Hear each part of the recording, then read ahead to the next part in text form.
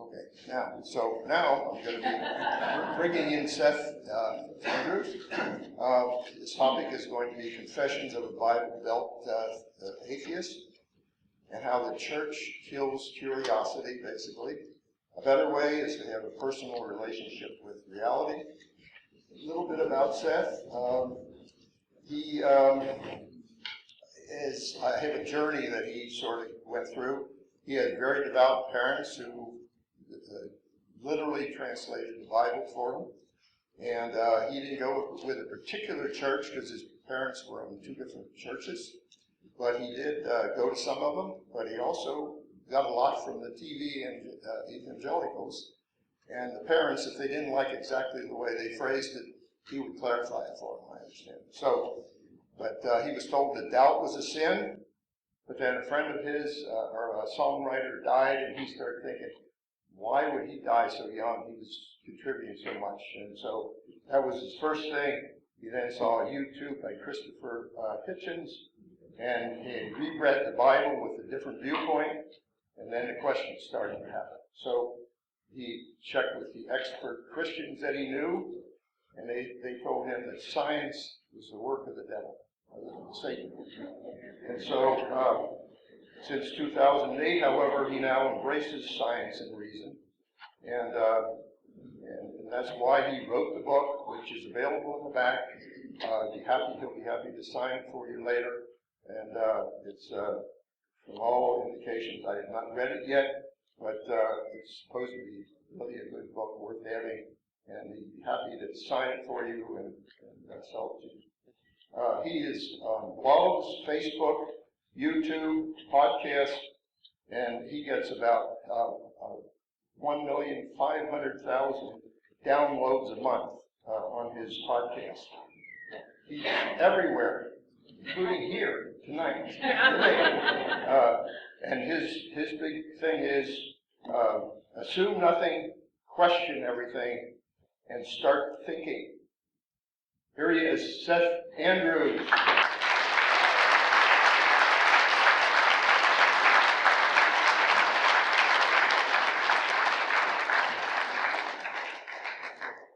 Can you guys hear me? Yes. I need to hook my laptop up. If you'll be patient with me for just a moment, because I brought some eye candy for you. Somebody's easily amused.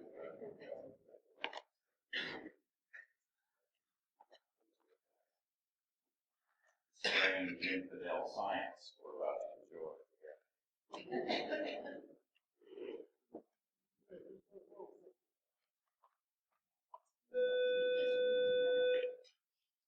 All right. Everybody can hear me? Yes. Thank you so much for coming. I always clarify at the beginning of my presentations that I host a website called The Thinking Atheist. I host a radio podcast called The Thinking Atheist. I am not the Thinking Atheist. I had the privilege of shaking hands with Dr. Steven Pinker. I'm reading his book called Better Angels of Our Nature Genius. I had the pleasure several times of taking the stage with theoretical physicist Lawrence Krauss, right? And I interviewed Dawkins last fall. I'm sitting next to these people who are huge intellects, and I feel like I should be at the kiddie table, right? I'm the guy who took 30 years to figure out that people couldn't live to be 969 years old. I am not the thinking atheist. It's an icon. It's a reminder that we should always have our brains engaged. How many of you come from some kind of faith or church or religion? Yeah, okay. This is like a 12-step meeting, isn't it? Right? Hi, I'm Seth Andrews. I've been sober for 6 years. Okay, well, you probably had conversations like this. When you start to think about your own holy book, some doctrine, something isn't washing. So you go to your pastor or spiritual leader and you ask the question. And what do they always say? When things get sticky, they say, come on, man, you're thinking too much. Right? You can't understand the mind of God. You can't put God in your little box. No. Turn your brain off. You have to take it on faith. And as I exited the faith, I wanted to create a community where thinking was encouraged. I mean, we all should be thinkers. We all should be engaging. That's kind of part of the theme that I have for you tonight, a play on Douglas Adams' Ultimate Question. I'm a former radio broadcaster. I was in radio from 1990 to 2004. Most of those years was in Christian radio at one of the most successful contemporary Christian radio stations in the country, KXOJ 100.9 FM. We played artists like Amy Grant, Michael W. Smith, Stephen Curtis Chapman, the Imperials, and whatnot. And I've been given the privilege, thanks to the internet, to be able to become a broadcaster again, do the radio online. We've got listeners from all over the world, and it's just a privilege to be able to do it. I do have a confession, though. Lately, this has been my posture. Do I not have my screen?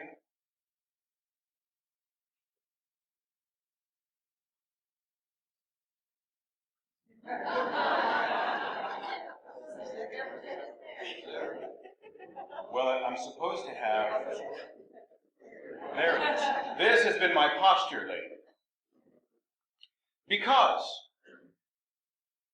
in the arena of debate, I find myself answering the same questions over and over and over. Those of you who are involved in discussions with the religious, people of your former faith, people who are of faith around here, do you find you're hearing much of the same stuff over and over and over and over and over and over again?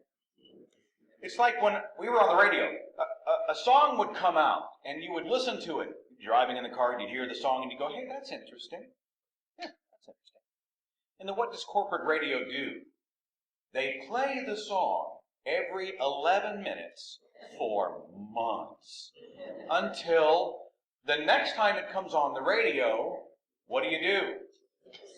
Click.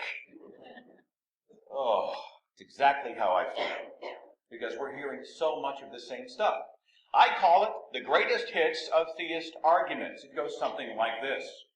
Q102 FM, a beautiful day in Tucson, Arizona, with a high of 90 degrees, chance of showers by the weekend. And right now it's another long set of your favorites, including Ken Ham, my granddaddy wasn't no monkey. Followed by evolution, it's just a theory. The God of the gas. It takes more faith to be an atheist. Teach the controversy. You were never a true Christian to begin with. No one who truly experienced the love of God has ever genuinely walked away. You took it out of context. I had a personal experience. I just know it was real. You're just angry. Who's heard that one? Come on, you gotta own it. Yeah. Pascal's wager, there's little Blaze, better safe than sorry. How did something come from nothing? The human eye is too complex to have evolved. Scientist X believes in God. Here's his book. I suggest you read it. It's true because the Bible tells me so. All belief systems deserve respect. America was founded as a Christian nation.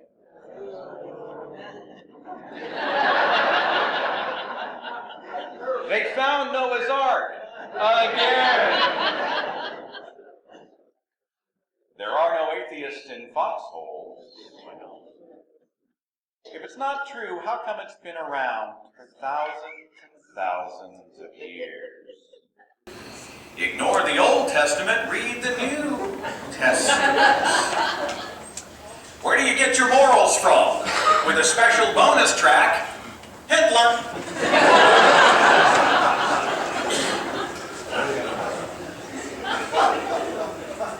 You've killed God because you wish to beat God yourself. It's not a religion, it's a relationship. Charles Darwin had a deathbed conversion. I had a near-death or after-death experience. I floated over my body in the operating room and came back to tell the tale.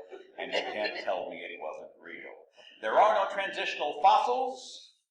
Prove God doesn't exist. Why are you stealing my joy? For somebody who doesn't believe in God, you should talk about Him an awful lot. I think you've got a guilty conscience. It's the Holy Spirit standing on your shoulder, whispering in your ear. You need to heed His word. And you got to help me out with this one. You may not believe in Him, but He. Yes, eerie how often I hear it back at me. Look, they call this solid reasoning. You and I call it a weapons-grade face palm. Well, if you will indulge me, I just produced a short video. It runs about 3.5 minutes. If you guys will indulge me, I'd like to play it for you here. If you've seen it online, forgive me. But we see so many messages, odd messages, anti-science messages, anti-common sense and reason messages, and conflicting messages, right? Religious messages, even within the same faith, that contradict each other. That I find myself, and you find yourself, doing a face palm. Oh, I can't believe it. So I asked members of the Thinking Atheist online community, hey, let's have some fun. Shoot me video of you doing a face palm, and I'm going to integrate it, juxtapose it with some specific video clips that are online. So with your approval, I'd like to show you that video right now.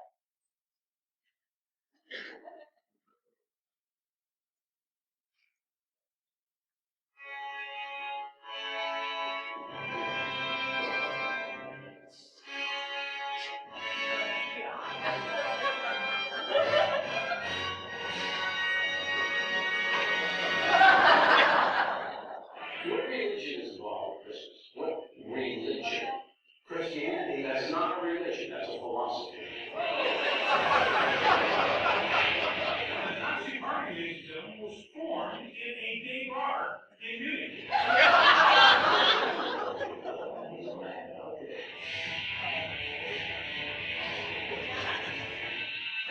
A woman was committed shameful deed, that means sexual intercourse with another man, the ruling in Islam that he has to be stoned to death. It takes much more faith to believe in evolution than it does to believe in creation. But if she is not married, then the ruling is different, and that she has to be lashed. You know, Bill Nye really doesn't understand science. He's called Bill Nye the Science Guy. He doesn't understand science.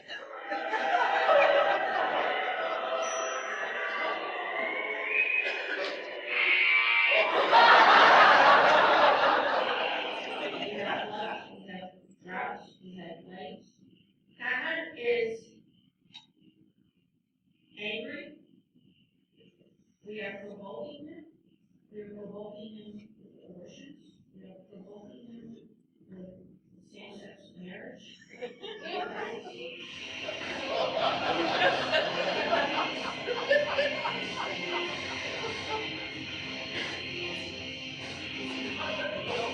This country was not built for atheists nor by atheists. It was built by Christian people who believed in the Word of God.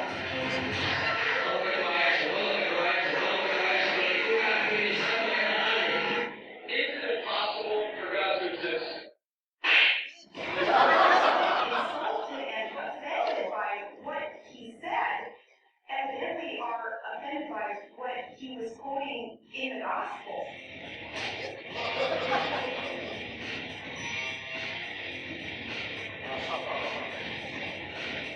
Jesus said an asteroid's going to hit the earth, and there's one coming next week. It's not going to hit the earth, science.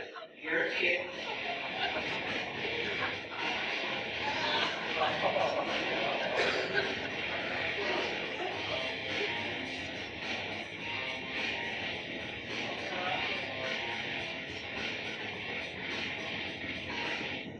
What's going on here? Arthritis? What was it?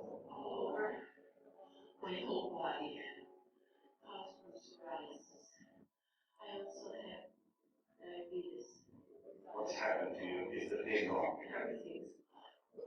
Everything's gone. I'm just rubber.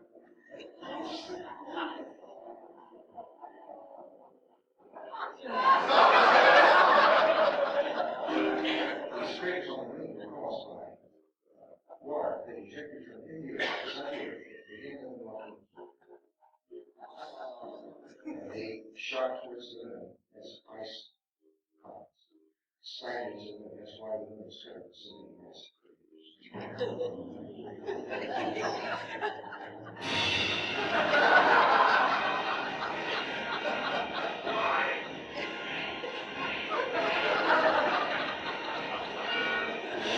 The essential nature of the physical world is that it's not physical.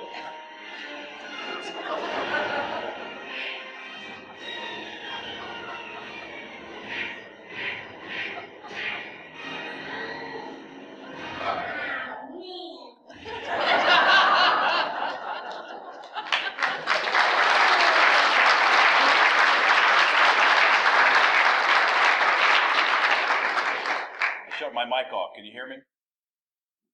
Am I back on? Hello, hello. All right. Some of that, I admit, is the low-hanging fruit. Okay? All right. They're not teaching at the corner church that moon craters were created during Noah's flood because ice comets. Never mind. You fear for the species a little bit, don't you? But when you stop and think about how ridiculous that sounds, then you think about the things that are being taught with a straight face, without any regard to science, reason, the evidence, common sense. And it doesn't look all that ridiculous, right? I was a believer, and I was fitted at a very early age with what I call God glasses. Now, God glasses do two things. First thing they do is they filter out incoming rays of light, right? Those uncomfortable and blinding rays of light. They filter them. They also have blinders because they want your eyes only on God, only on Bible, only on doctrine. Don't look around too much. Don't notice too much. Does anybody know what this is? It's 42. It's the answer to the question of the life, the universe, and everything. How many Douglas Adams fans do we have? Oh, the rest of you, shame on you. Well, for those who may not be familiar with Adams' work, the late Douglas Adams has authored a lot of amazingly comedic and brilliant books. His most popular, obviously, being The Hitchhiker's Guide to the Galaxy. And in the story, they're trying to find the answer to life, the universe, and everything, so they build the greatest computer ever invented. Deep thought. And then it takes 7.5 million years for deep thought to process. And they want to know, what's it all mean? What's it about? What's the answer? And after 7.5 million years, there's a global celebration, and the answer is dryly given. The answer is 42. It's the biggest anticlimax in history. And so it becomes apparent that, well, wait, it would be easier to find the answer if we actually knew the question. What's the question? What is the ultimate question? And that's kind of what I'm theming my presentation around tonight. And I'm not going to tell you what it is yet. I want to come back to it, okay? Because we're trained as believers not to be interested in the ultimate question. We actually worship ignorance, and it starts at our earliest ages. I was just like this young girl. Now, she clutches a Bible to her chest. Standing there, you can picture her mother and father with her on Sunday. And if you were to walk up to her and say, is that Bible absolutely true? What would her answer be? Yes. Now, does she have any idea what's in that book? Of course not. Does she have the maturity, the experience, or perspective to properly digest what she reads in that book? Of course not. But she absolutely knows it's true. And who loves you more than anyone else in the universe, even your own parents? Jesus. Welcome to the power of childhood indoctrination. It's to be exactly like this. And the Bible starts. It tells us in Colossians, set your minds on things that are above, not on the things that are on the earth. Corinthians tells us we look not to the things that are seen, but to the things that are unseen. For the things that are seen are transient, but the things unseen, those are eternal. Don't look around too much. Don't pay any attention to the man behind the curtain, right? Creation Ministries will just tell you outright. On their website, by definition, no apparent perceived or claimed evidence in any field, including history and chronology, can be valid if it contradicts the scriptural record. Science makes an amazing breakthrough, a discovery that changes everything tomorrow. And they come to creation ministries and thousands of churches. And it will be rejected outright if it doesn't fit inside the cookie cutter of Scripture. How tragic is that? I'm reminded of this cartoon with the candle of science, and they say, hit it with your Bible. One of the best examples of this type of thinking and programming comes from someone named Joyce Meyer. Anybody know who she is? Oh, yeah. You betcha. No, that's Sarah Palin. Joyce Meyer is a millionaire and author and evangelist, in that order, by the way. And she speaks and preaches all around the world. She's written a bunch of books. And she wrote a book called Battlefield of the Mind for Teens, targeted to teenagers to help them be godly teenagers, and targeted to the parents of teenagers to help them raise godly teenagers. And she said this in the book, and I quote, Satan will look for your child's weakest area and attack at that point. He will attempt to fill your child with worry, reasoning, fear, depression, and discouraging negative thoughts. She just lumped reason in with worry, fear, depression, and negativity. And it gets better. I once asked the Lord why so many people are confused, and he said to me, tell them to stop trying to figure everything out, and they will stop being confused. I found it to be absolutely true. Reasoning and confusion go together.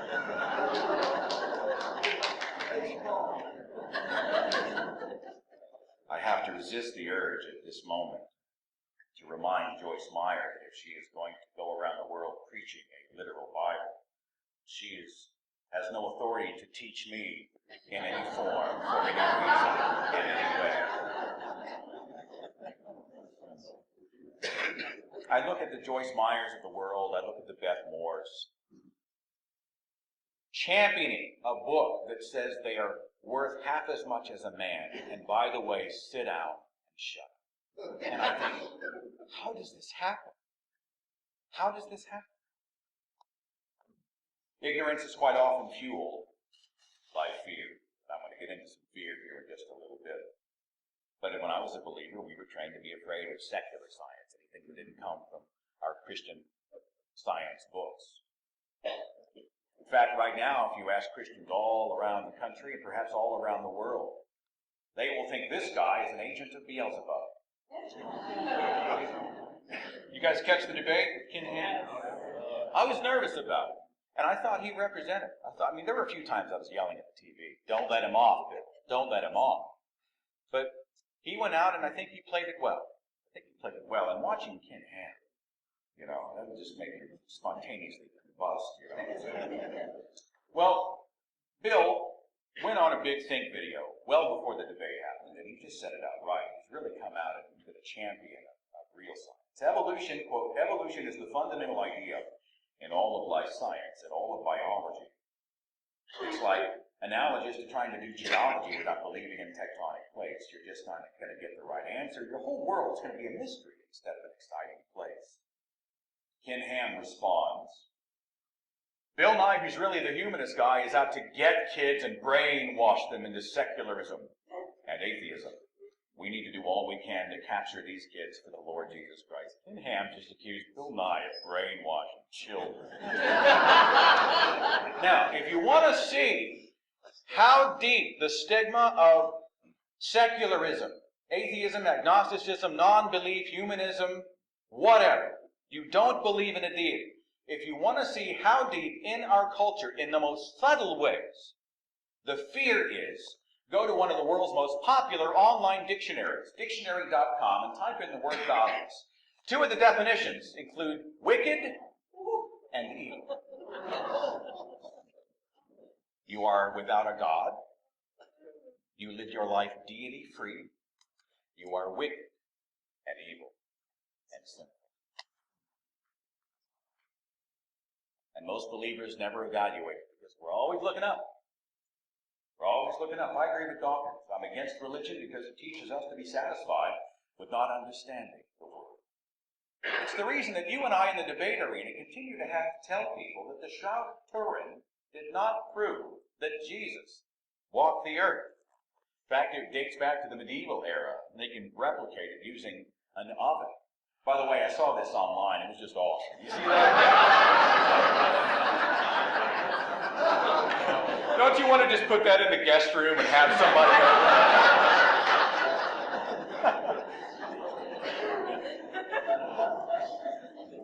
It's the reason that you and I continue to have to tell people that the Grand Canyon was not created in a 10-minute span 4,000 years ago by a global water event. It's the reason you have to remind people about the Treaty of Tripoli and that the government of the United States is not in any sense founded on the Christian religion. Did you guys see Sarah Palin at Liberty University? I couldn't watch the whole video. But she's out there and she's invoking Thomas Jefferson and John Adams, and I'm shaking my head going, you might want to do a Google search on those two cats before you invoke them at Liberty University, because neither believed in the Christian God.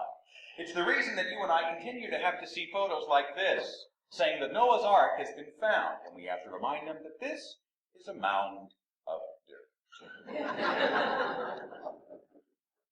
Did you know that right now in Louisiana, in a junior high, they're teaching in their science books that humans and dinosaurs can coexist, a buttressing of the young earth creationist argument.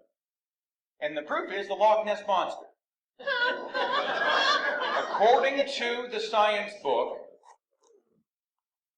the Loch Ness was spotted on sonar by a small submarine and looks to be a plesiosaur.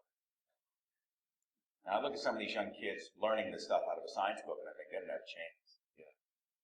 Bubble. It's the reason we have to see photos like this on our social media pages. You know, how can you look up in the sky and see that and not know that we're all under the divine hand of God? It's not even a good Photoshop job. Here's the original photo. I found it on Snopes.com. Look, it's the same mentality that makes it make sense that we would think that God helps Tim Tebow score touchdowns while 14,000 children starve to death today. It's the same reason that we put up with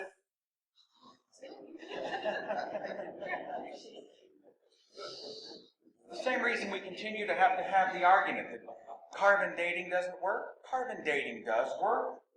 Look, there's carbon dating.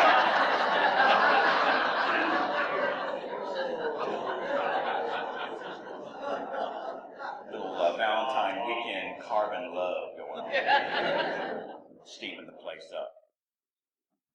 I had a podcast with Dr. Jerry Coyne, evolutionary biologist, out of the University of Chicago last Tuesday. He did a great job of talking about the different types of dating and how different types of dating have to be used on different things with different methods and different ways. Used correctly, it does work. I have to stop for just a second. How many podcast listeners do we have in the room? Okay, thank you so much. I have to share this, and I hope you don't hear, I hope this doesn't come across as bragging. It's more like I'm excited and I got to get it out. Okay? I started, when I left radio in 2004, radio is a shrinking business. Corporations came in, and what happened was all of these radio legends that I saw, that I used to work shoulder to shoulder with, were getting their pink slips because corporations decided they could do it much cheaper with a computer. So what they would do is, instead of having a disc jockey come in and jock the show, they would pipe it in, syndicate it, pre-record it, something like that, and they'd pay some young, hungry guy $600 a month. They'd have to pay somebody a salary and benefits. So all these radio guys were getting fired. And I decided I want to be more useful when I'm 50, not less. And so I left the business in 2004 to become a professional video producer. And I grieved in my heart because I felt like I was leaving something I loved. I genuinely loved being a broadcaster, a communicator, a storyteller. I have a knack for it. You know, I don't do many things well. I can butt my guns. You know what I'm saying? I can do this. And not being able to do that, it hurt my heart. And then all of a sudden I heard about this thing called internet radio. What's a podcast? And before I knew it, I launched the radio show in 2010. Now, Blog Talk Radio has, at this moment, 15,000 active shows. And the show that we did on Tuesday with Dr. Jerry Coyne is ranked on Blog Talk Radio at #1. Oh my God, so awesome.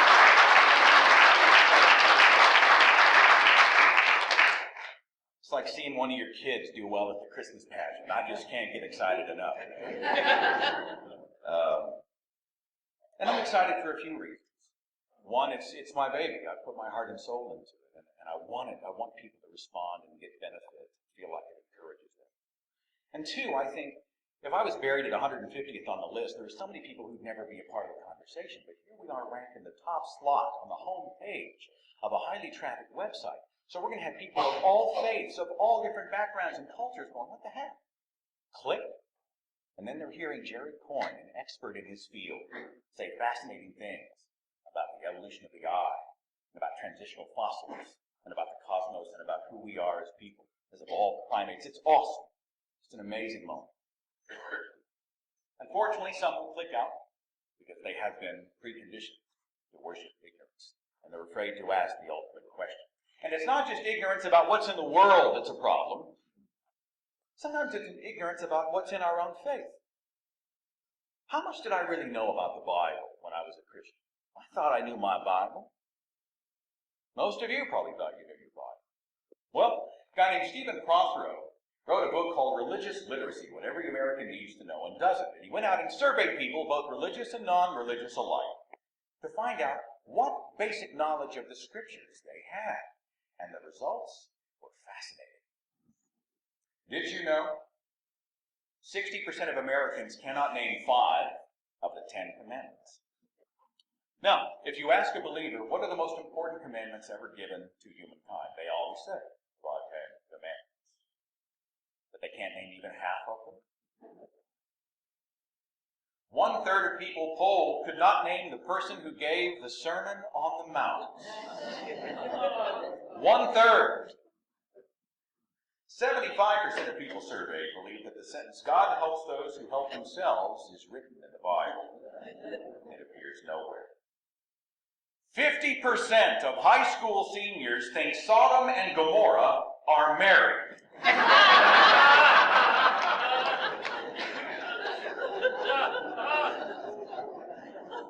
10% of people surveyed believe that Noah's wife is Joan of Arc.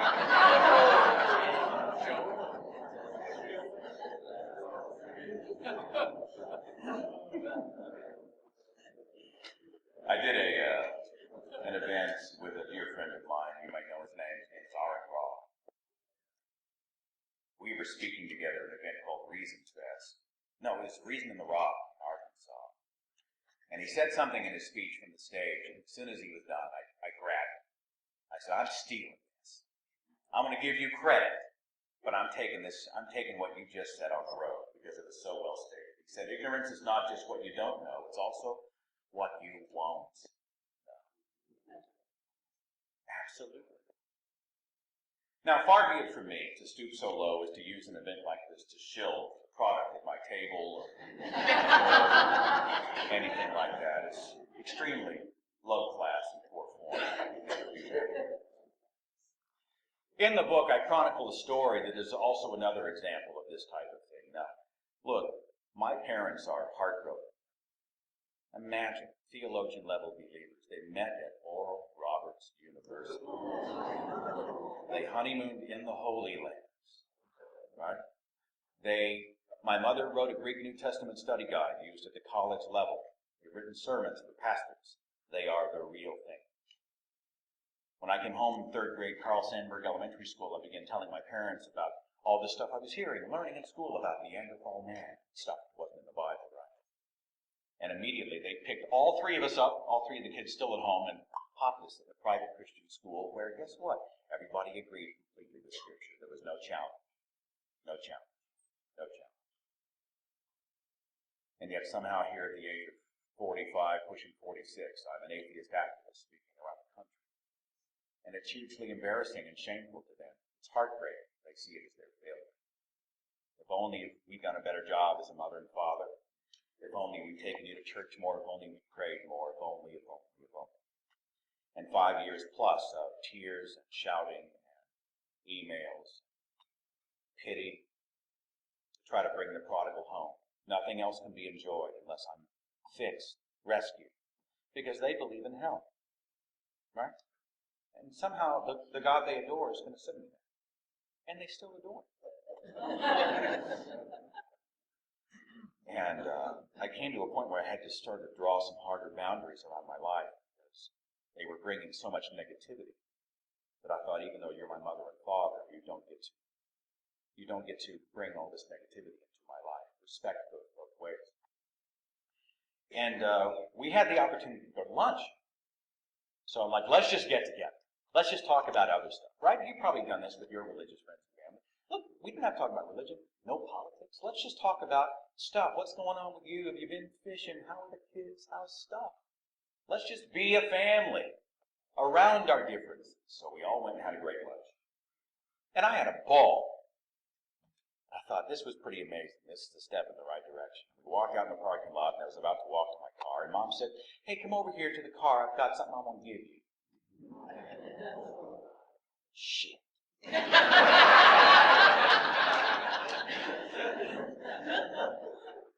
Here's what she gave me. The book by Alistair McGrath called The Dawkins Delusion. Now watch this. Watch this. I was cool. I said, all right, I'm game, fine.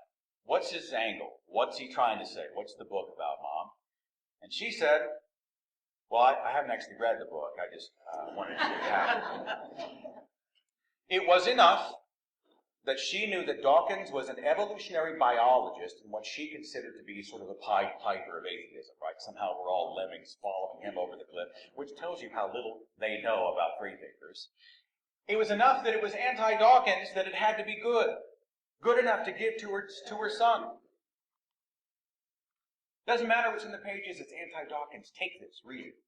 Here's another phenomenon that I want to show you. Another symptom that I found in the faith. People don't talk about quite enough. Now, I was given a phone call last spring by my former Christian radio boss. Guy used to own the Christian radio station that I worked for. Found out that, hey, I heard Seth is an atheist and he's got a podcast on the air. And he contacts me out of the blue and he said, I want to go on the air with you. And he said, I have a perspective on Jesus Christ that I don't think your listeners have heard before. This is a version of it's not a religion, it's a relationship thing, right? No, this is something they haven't heard. Let me come on the air. And we did 2 of the most excruciating hours in the history of radio. But I brought a couple of clips from that because they help me demonstrate something to you and everybody within earshot. Listen to what he says here. Here's my belief. Hey, you are what you are at your worst moment. You shouldn't judge me at what I am at my best. Because my true condition is always going to be what I am at my worst. And here's what I am at my worst. I'm arrogant. I'm unbecoming. I'm unlovable. I'm self-centered. I'm greedy. I'm all the great things that I don't want to be. But yet, here's the deal. I get up every day and I look at myself in the mirror and I go, I don't have any, I've got the desire to be different, but I don't have any power. Right? I am defined by what I am at my worst moment. They used to do a seminar on this when I was with KXOJ. It's familiar territory for me. It's called the Abiding Life Conference. What you are at your worst moment. You don't know what a person's like when it's their birthday and you're giving presents. You find out what they're like whenever they stub their toe, whenever somebody cuts them off the track. That defines them. The worst of them defines who they are. And I don't have any power to change them. Well, what does that sound like to you? Sounds like a battered partner. The battered bride of Christ. And even the Bible tells you, you're worthless. There's no one righteous. Not even one. Think about the battered partner analogy here. He's inaccessible and vague. He's jealous and he has a temper. He blames us for everything. He tells us we're just not good enough. He threatens violence for noncompliance.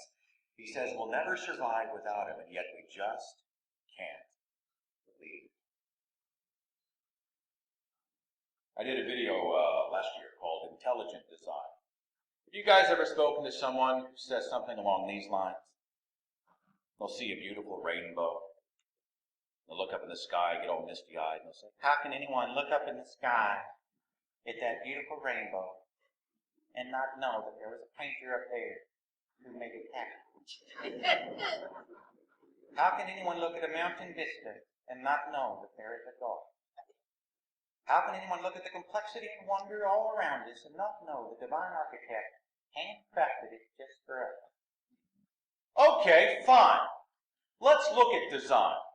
So I put together a video, I call it Intelligent Design, where we look at other types of design. Like, I don't know, the zombie ant that goes and drills into the head of another insect to lay its eggs so the larvae can eat their way out while the host is still alive.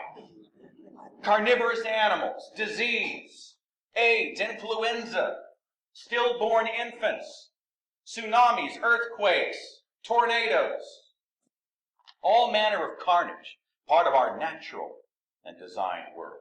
Well, a guy named Faz Rana put together a response video to me. He runs a website called Reasons to Believe. He has, believe it or not, a PhD in biochemistry, and he believes the Bible. And he said this, and I want you to hear who he blames for, well, I'm just going to play it for you, and listen closely. If you want life on the planet, you have to have tectonic activity. No tectonic activity, no life. To have a planet without earthquakes would be to have a planet without life.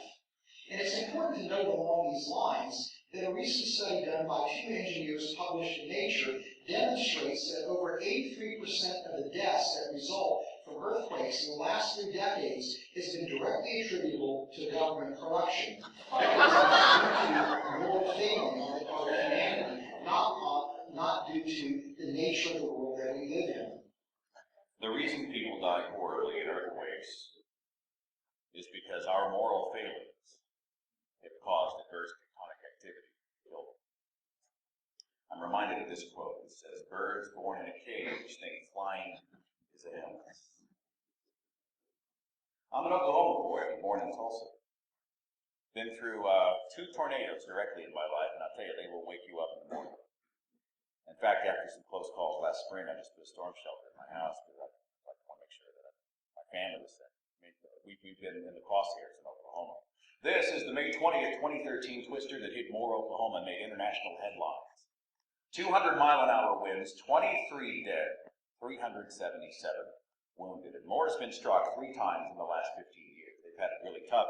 Here's a photo of the damage path contrasted from 1999 to 2013. Look how eerily similar they are.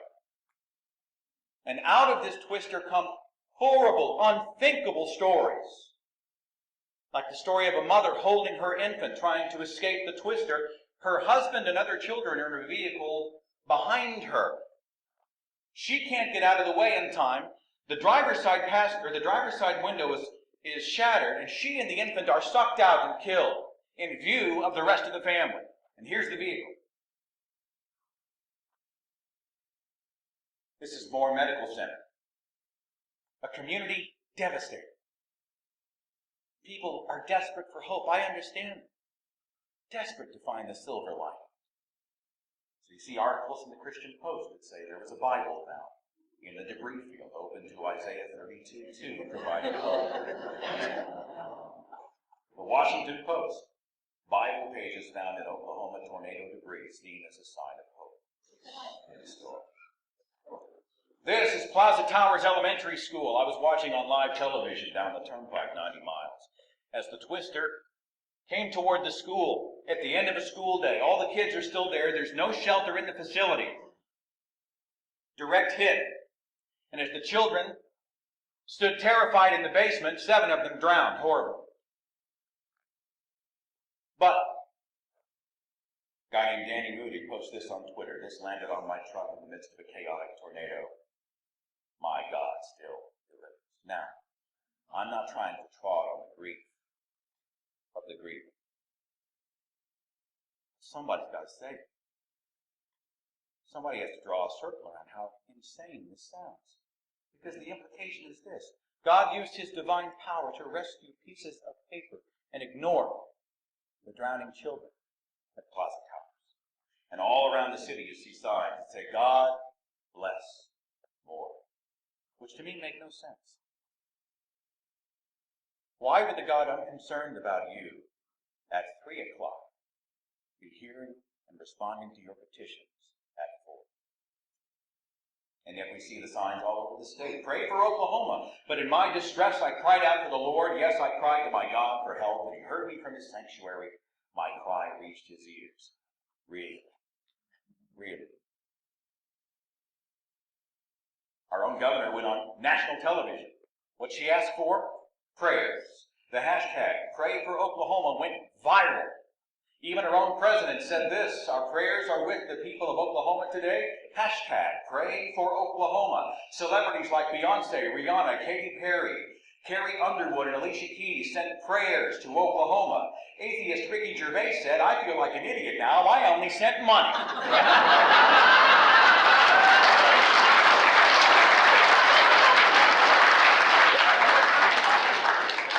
Now watch this.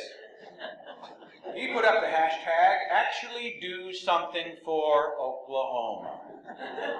And he asked his millions of followers to give to the Red Cross. We were believers. We'd see this type of carnage and we would just say, well, you know, the Bible says our light and momentary troubles are achieving for us an eternal glory that far outweighs them all. In other words, it's all part of the plan.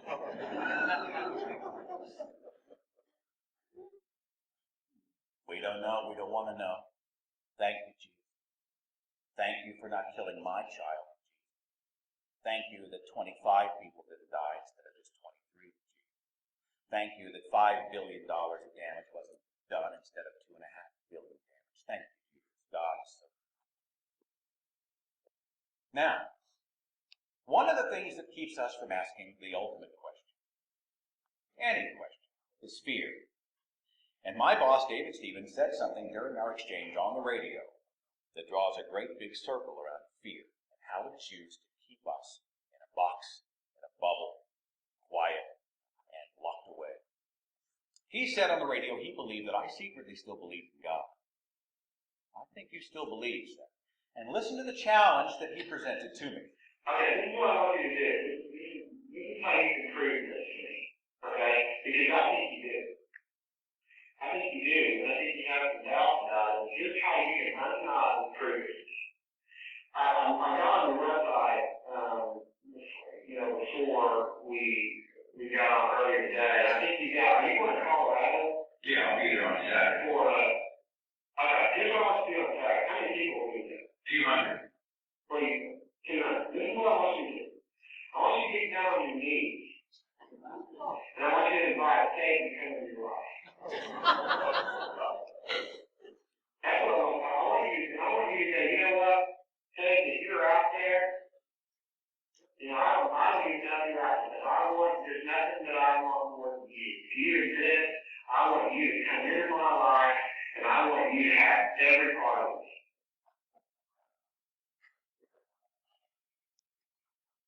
All right.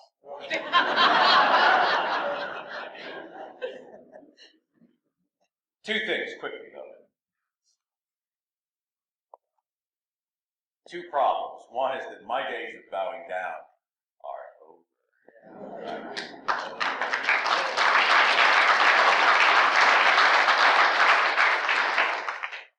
And the second thing is that I don't want to ask him to be the Lord of my life, because I don't want someone else to be the Lord of my life. It's one person who governs my actions and decisions, and that's me. Me. Nobody else. But I believe in being thorough.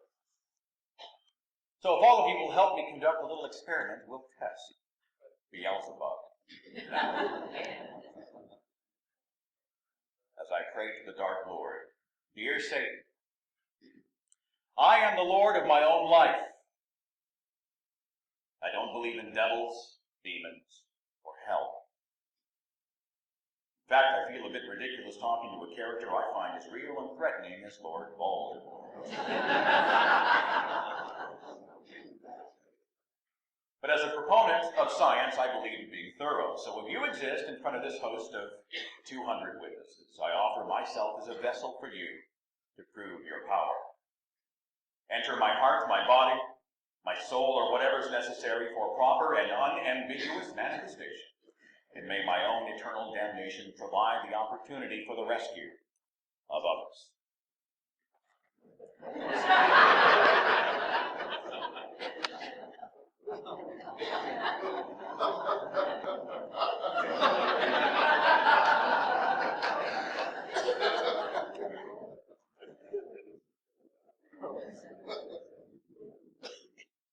Satan was the monster in the closet. And I'm not a kid anymore. How many times have we been in a discussion or debate and someone says, well, you don't want to go to hell, do you? Right? You bring them a fact and they say, well, you don't want to go to hell. Fry forever. It's a method of control. It's a method to keep us in a box, to limit us, to make us afraid of being more than what they tell us we should be. When I first said the word atheist, I'll admit it took me 1.5 years to get over the deep-seated fears of hell. Pounded into me 30-some years. Stuff runs deep.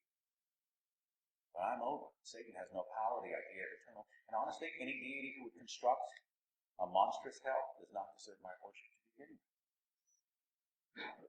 I pissed some people off with this prayer, especially by capping it off with this. I said, hey, Satan, as long as you're coming, could you bring me a cherry cheese mayonnaise?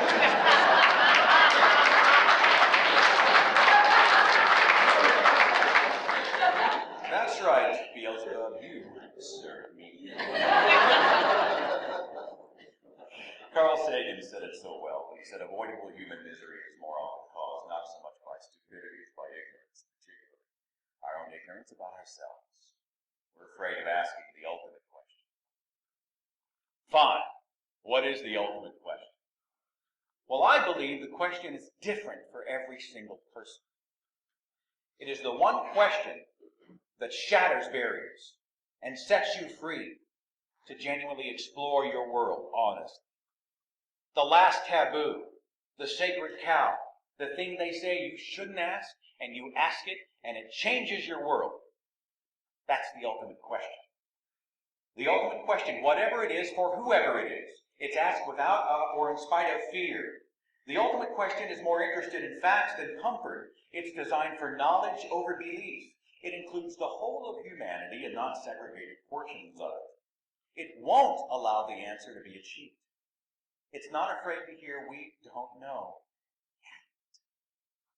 It's asking a voice that's prepared to speak alone against a roaring mob or a deafening silence.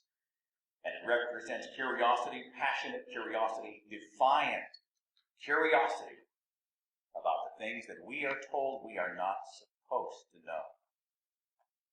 Whatever the question is that they say we shouldn't ask, let's especially ask that. Especially ask that. I was on a plane to Colorado last summer, and I've often been asked what I think my role is in this movement. And sometimes I find myself apologizing. I'm not a scientist, I'm not a philosopher, I'm not a great thinker. I'm just a guy who's a broadcaster, a storyteller, a guy who crawled out of religion and wants to encourage other people that it's okay. An encourager is something that I've embraced for myself. I'm not Lawrence Krauss. I'm just a guy who wants to encourage other people. To be a storyteller, to help other people, maybe tell the stories of science and reason through the radio show. Tell everybody that, hey, it's all right. Be your own person. Well, I was on the plane, and I just had this moment where I pulled my laptop out, and I started typing a letter. And the words just came. Bang! And I have carried this letter with me from city to city. Quite often I will close my presentation by literally reading it, just word for word to an audience, which sounds rather anticlimactic, I know, but I like the way I said it the first time. And as so many of you came from religion, I would like it to be sort of the final part of this presentation. And if you'd like, we can do a little Q&A and some interaction. It's totally up to you. I have no great wisdom. We sort of relate to each other. It takes about 5-6 minutes, so bear with me. You learn a lot about people when you declare that you are not going to live your life their way. And many people in this room know well the consequences of doing something so shocking as to be an individual. A singular voice. An often inquisitive voice with its own tenor, its own style, its own song, and its own message. You and I live in a world where conformity is comfort. We all know how comfortable people can become. So many voices out here in this world are merely an echo. They are a hand-me-down from the previous generation, the generation before, the generation before. Breaking that cycle to many is unthinkable. And why would they ever consider it? As the cloak they've inherited feels so warm and safe. Everybody around them looks like it, walks like it, talks like it. Everybody except you. They nod in agreement, you raise an eyebrow of doubt. They know the answer, you just know the answer raises many more questions. They take security in staying on the path, and you just feel compelled to carve a path of your own. But this is not what was expected of you. They laid out the guidelines for a proper person to live. And they were going to make sure that you turned out right no matter what. So what happened? At this very moment, mothers and fathers carry embarrassment and shame that they failed as a parent because you left the straight and narrow. You were co-opted and corrupted because you rewrote the playbook in a language they consider to be foreign, shameful, confusing, and ugly. You had two choices. You could keep the peace and just line up with all the others. Or you could walk at your own pace, in your own direction, for your own reasons, and accept the consequences and rewards that come with being your own person. For many of you, the fallout has been significant. I know. These days, when your loved ones look at you, they only see what they think you should have been. What you could have been, if only you'd lived your life their way. They speak the words of love, just barely, By lacing it with distance and disdain, they often cheapen the word. In fact, every time they look at you and go, I love you, you get a bitter taste in your mouth like you've just been schmoozed by a politician whose only real interest is getting you to change your vote. Yeah, they love you. But the full package, the 100% love, the unfiltered love, well, that's going to be kept on reserve until you straighten up, you fit in, you form, until you start acting normal. Well, for just a second, my friends, let's take a look at normal. Normal is a husband and wife, married for the Bible in a church and under God, condemning non-heterosexuals for ignoring and even desecrating the lawful and ordained marital union that they now enjoy after 2 divorces. It's a mother telling a daughter that sex is dirty, that her body is dirty, that sexual desire is harmful, that lust, that she's cursed by the fall of Eve in the garden, a byproduct of sin, designed to gain her worth from a future husband who, according to the book of Genesis and the design of God, will rule over her. Normal is the teacher frightening a 6-year-old child, Satan, torture in a fiery hell. It's refusing to purchase a new car without first test driving 15 vehicles from 6 different car lots, checking the vehicle history and the accident report, the payment schedule, and the insurance, and the interest rate, the safety record, and consumer reports, but they'll accept the Bible as absolute fact without even knowing who wrote the book of Genesis. Normal is a church communion ritual where men, women, and children get together to symbolically eat flesh and drink blood. Anybody remember Communion Sunday? That used to be normal. Next Sunday is Communion Sunday, folks. Get your heart right. See you at 9. How fucked up is that?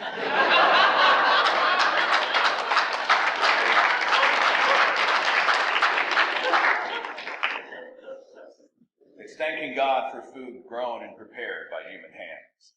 It's giving God the glory for providing the new house that came with a 30-year mortgage.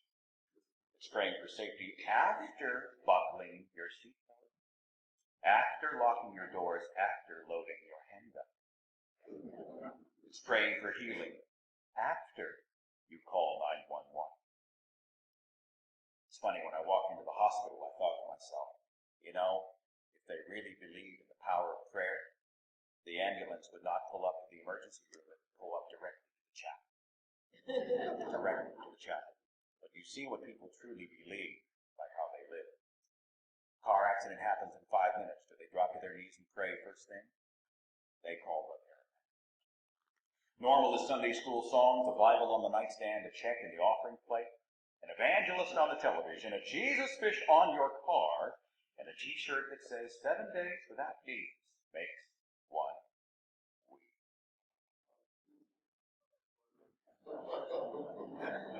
It's a prison that is disguised to look like a mansion. And you have decided, my friends, that you're not going to live like that. You've read the books and seen the history and learned the science and realized the world is much grander than most people ever imagined. You have finally found your own voice. Damn it, you're going to speak in it. You've had the epiphany that you don't owe it to the rest of the world to keep them happy.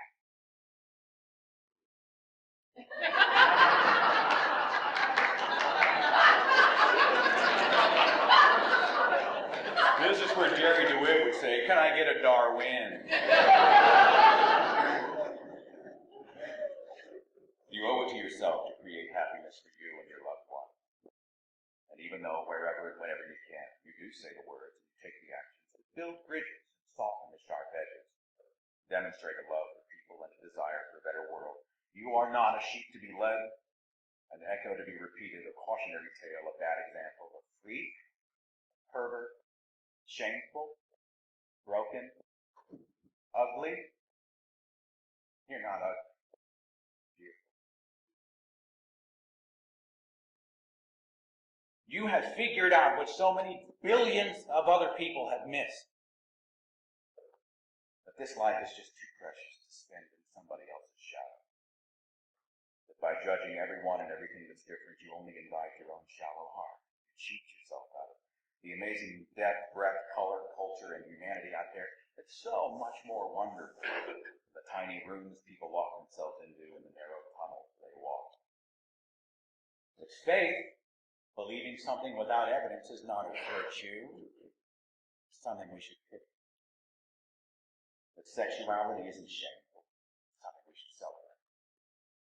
That the condemnation of what is wrong, even when it is called sacred, the obligation of any moral creature. That your hopes, dreams, desires, loves, pursuits, and passions belong to you, and you alone. That you stepped out of the crowd to stand forward, to stand out, to stand your ground.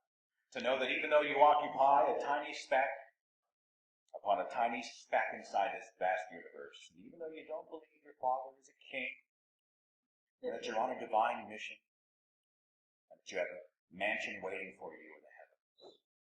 That your life is wonderful and amazing and precious and so much more satisfying. It's a life where every day brings the opportunity to ask the ultimate question. Now, is that kind of life easy? Especially not here in Arizona. Is it popular? Probably not. Be encouraged, my friends. Because inside this 13.7 billion year old universe, there has never, ever been anybody exactly like you, and there never will be again. And you are simply living a unique life that reflects that fact. And while other people look at you and laugh because you are different, you can laugh at them because they are all the same. Thank you very, very much.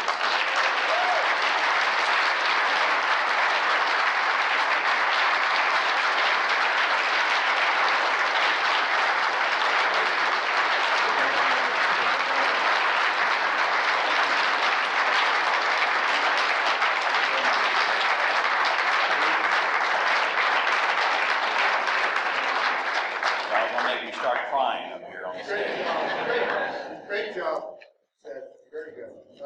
We will take a little time here for questions. Anybody wants to engage, you have to come up and come to the mic. I'm not going to get you. You have to come to me. And Don's over on that side, so if anybody wants to say anything to Seth, hopefully it's a question sometime. Answer. I don't mind you throwing fresh fruit, but please, no canned fruit.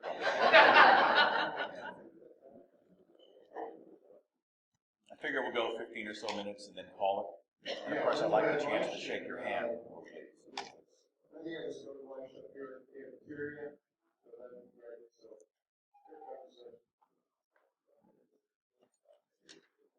first, your whole presentation on the repetitive nature of what we go through every day, trying to cure what people believe.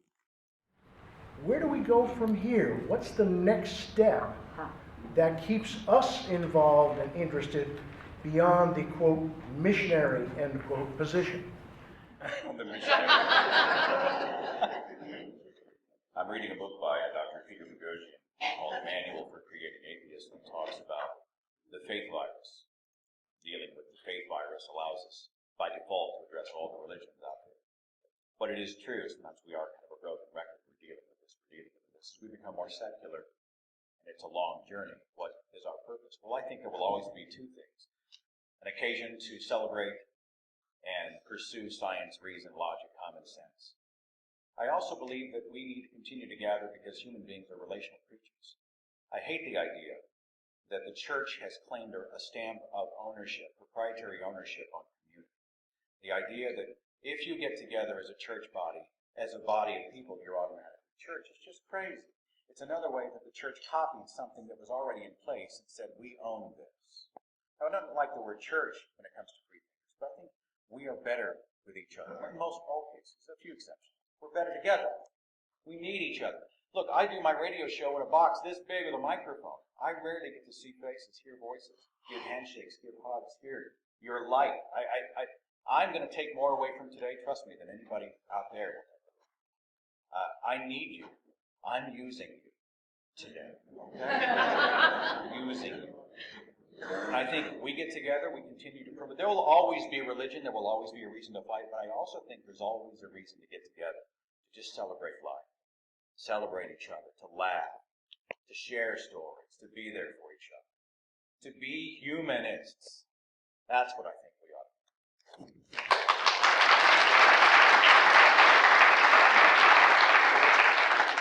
Well, it's actually great to see your face attached to your voice. I've seen this twice, and I'm wondering if you've come across it anywhere else and if you know where it started. Young people in particular are wearing these black bracelets that say, I am second. And yeah, we were on a flight to Hawaii in December. We're talking to this very, intelligent, lively young lady, and I kind of have to keep seeing this bracelet. Yeah, mine's the secular one. And I said, what's that bracelet? She goes, I am second. And we're like, you're second to what? And I forget whether she said Jesus or the Lord, but I thought that is so sad. And I've seen one on students at the university. Well, it comes, I believe, it comes from the idea that in our weakness he is strong argument, right? He creates, there used to be a song by a group called God-Shaped Hole. There's a God-shaped hole in all of us. God fills it in. You complete me, that kind of thing. And they believe it would be arrogant for them to place themselves at number one. And of course, you and I look at it through the looking glass the other way and say, we think it's arrogant to believe that you think the universe was created just for you, right? And that the God who created it loved you so much that he sacrificed himself for you to give you essentially a winning lottery ticket at the end of your natural life. That's arrogance. So I haven't seen them, but they're indicative of what we do see in the church. Yes?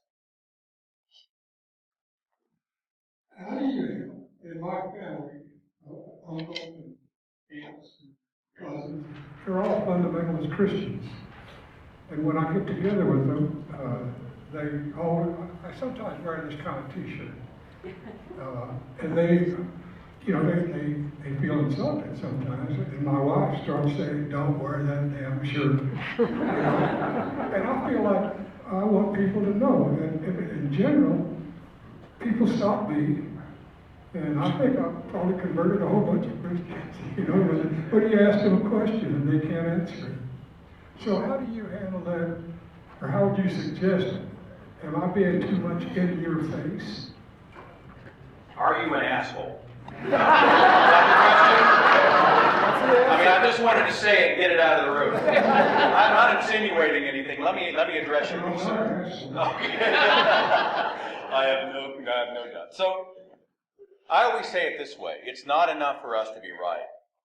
We have to be effective. I think you should be able to wear that shirt. I wouldn't wear it to someone else's home. I wouldn't wear it to someone else's home on, say, Thanksgiving, that kind of thing. I mean, I think we have to do a job of choosing our battles. There's a response that happens. I talked to clinical psychologist Caleb Black about this. There is an actual psychological response that happens when you come up to someone and say, you're wrong. And they go, you know what, I'm right, you're doubly wrong. It's an immediate wall going up. No inroads are being made. So if you're trying to make a point and you're not interested in changing minds, I think you wear it anywhere, everywhere, for whatever reason. If you are genuinely interested in making people a part of the conversation, my tactic has been this. I don't apologize. I live a loud, proud, secular life in full view of those people. But I don't beat them over the head with it, especially in their homes and their property. If they bring me over for a night of, hey, we're going to watch the game and have a glass of wine, that's not the night that I wear my I have a personal relationship with reality t-shirt, okay? Right? Because that night wasn't about that. But if I'm out doing my thing, walking the mall, if we, the same people, go out here and we're going to go hang, I might wear it there. But I think each is a case-by-case basis, and we have to ask ourselves, am I being effective? And the faith virus is Boghossian said something I thought was interesting. He said, when people start getting upset, you know you're being effective. Which I never caught. I just thought they were pissed, right? He said, when you get them rattled, it's a pretty good indicator that you are being effective. Long goal. It's a long game. I think you live your life loud and proud, but you live it with compassion and empathy. And I think you choose your battle so that you're not pushing your war on superstition into somebody else's front lawn. That would be my solution for what it's worth. I hope that makes sense. Look, I'm no expert. I would welcome your opinions on that as well. How do you deal with it? I myself am a teddy bear. I love people. And I just don't think we're going to browbeat people into an epiphany. You're not going to go over and pound them over the head with a Carl Sagan book and they say, oh, geez, I was kidding myself. You're absolutely right. Let's go have a beer. It just doesn't work that way. What you do is they see in you goodness, they see in you morality, they see joy, they see laughter, they see a fulfilled life, and the evidence in full view. And before you know it, they're talking to themselves. And it may take weeks, months, years.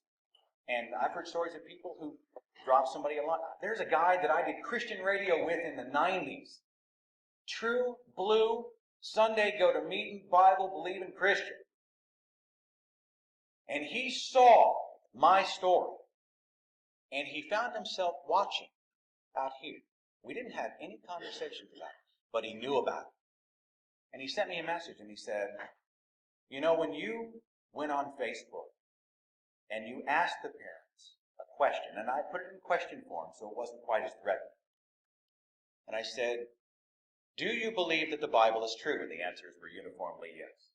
Do you believe the story of Abraham? Yes. And I asked the question, parents, if God came to you and directed you as an act of faith to place one of your children upon a rock, and drive a stake or a dagger or a knife into its heart, would you do it? Some of the answers I got back were genuinely terrifying, by the way. He saw that question, and he asked himself, and he asked his wife about it, and he contacted me within the year and told me he was an atheist. Now, did we speak? But I lived my life loud and proud, and he saw. And in an unthreatening way, it allowed him to have the conversation with himself. And he came to me. Sorry, forgive the long answer. It's just an amazing story. So, who's next? We'll do these last two and call it. Really enjoyed your talk. I've been an atheist all my life, and I'd never heard of you before, so I really appreciate you being here and speaking and being, and I say this, you know, without any sarcasm, you're a great atheist preacher. I've been told that. Do I have the delivery? Is that the deal? Because people say, you sound like you've been doing some preaching. That's fun.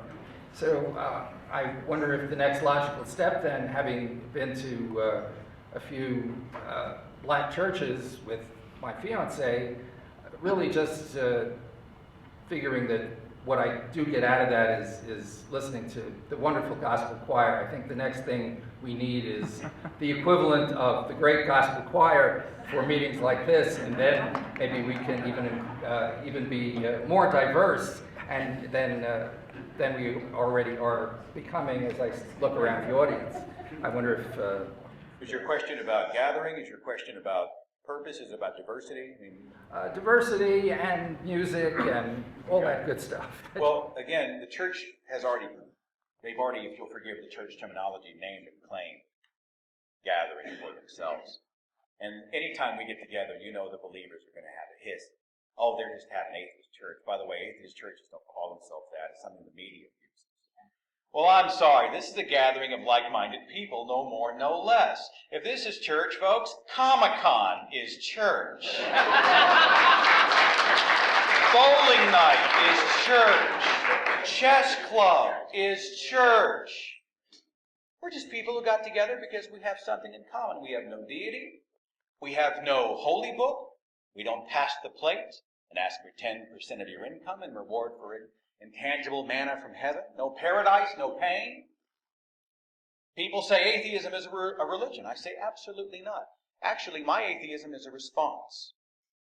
The religious have gone unchecked, largely unchecked, for thousands and thousands and thousands of years. Here are the information. You and I finally say, hey, wait a minute, right? They make a claim, and we'll say, I would like to see you back that up. We're the problem. You're just a religion. You just have faith about science and evidence. You worship Darwin. And their panic is going to become more palpable as the tide of reason continues to rise. I think you're seeing some of it. You've been watching Pat Robertson, and Palin's a great example. Buchanan talking about how glad she is that it's the end of days. Maranatha, come Lord Jesus. How batshit crazy is that, right? It's going to become more and more amplified. They're going to play victim more and more and more and more. This means we're winning. This means that they can't beat us with the evidence, so they have to try to beat us with emotion and by vilifying us. And we are strong together. And I honestly think of people, look, if we brought a bunch of believers in and they saw what a good time we had today, I suspect we would see some folks sneak back in next month. You know what I'm saying? We are the antithesis of what they were taught atheists are. We're just people. We're just people. Beautiful people. Good people. We love to laugh. We love life. Good people. One more. This is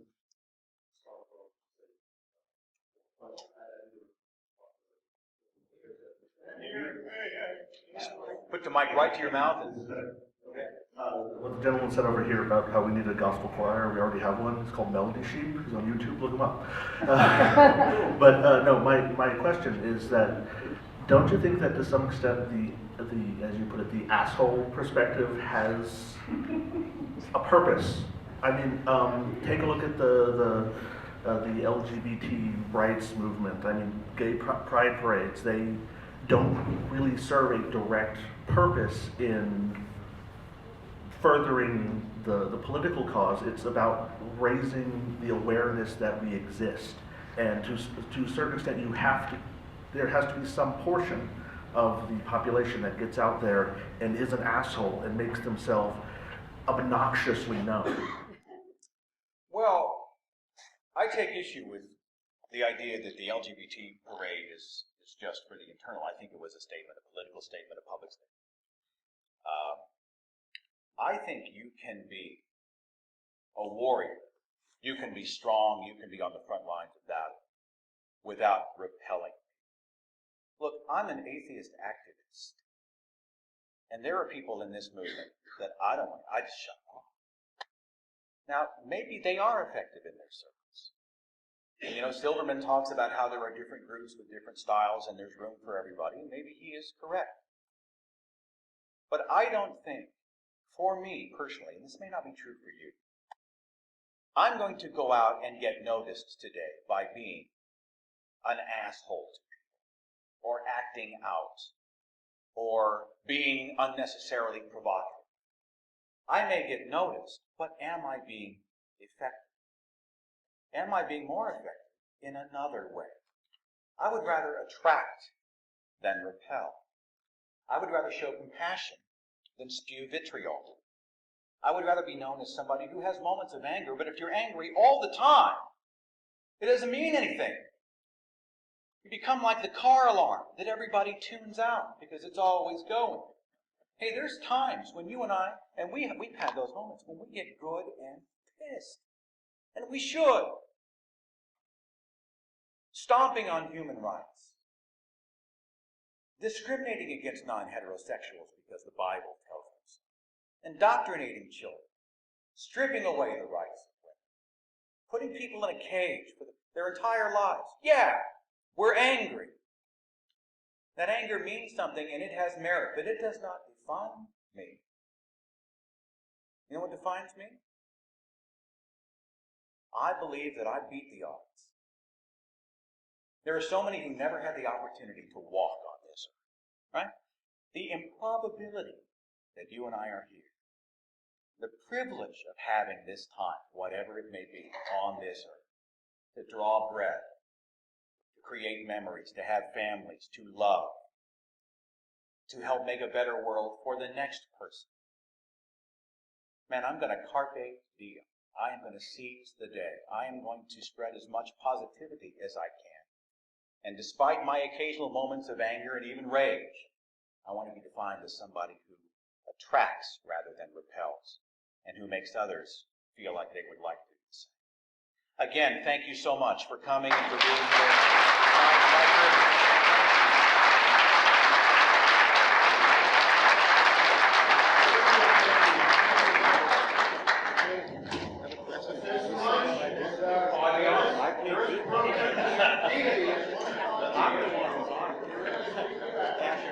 It doesn't matter, just something.